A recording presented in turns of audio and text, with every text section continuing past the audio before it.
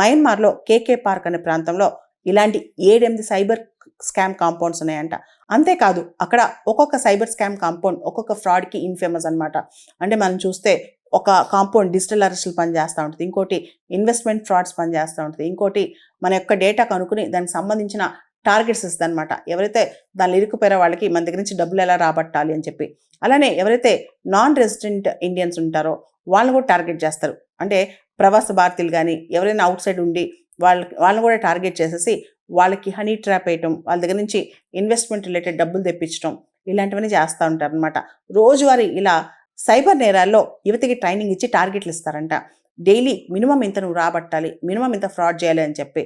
ఇలా చాలా AI use చేస్తారంట, రకరకాల కొత్త టెక్నాలజీస్ యూజ్ చేస్తారంట. కాబట్టి విదేశీ ఉద్యోగాలు అని చెప్పి మనం ఎవరికి పడితే వాళ్ళకి అప్లికేషన్ పంపిస్తే మనం వారి బారిన పడి మన జీవితాలు కోల్పోయే ప్రమాదం ఉంది. అంతేకాదు ఎవరైనా ఏజెంట్స్ మనం మోసం చేస్తారని డౌట్ వచ్చినా లేదా దొంగ అడ్వర్టైజ్మెంట్ చూసినా మనం చాలా అప్రమత్తంగా ఉండాలి. రీసెంట్గా మన భారతదేశానికి చెందిన చాలామంది యువత ఎవరైతే ఈ సైబర్ స్కామ్ కాంపౌండ్స్ ఇరుక్కుపోయారో వాళ్ళని కొంతమందిని దేశం రక్షించిందనమాట. దానిలో ఏపీకి చెందిన యువత కూడా ఉన్నారు.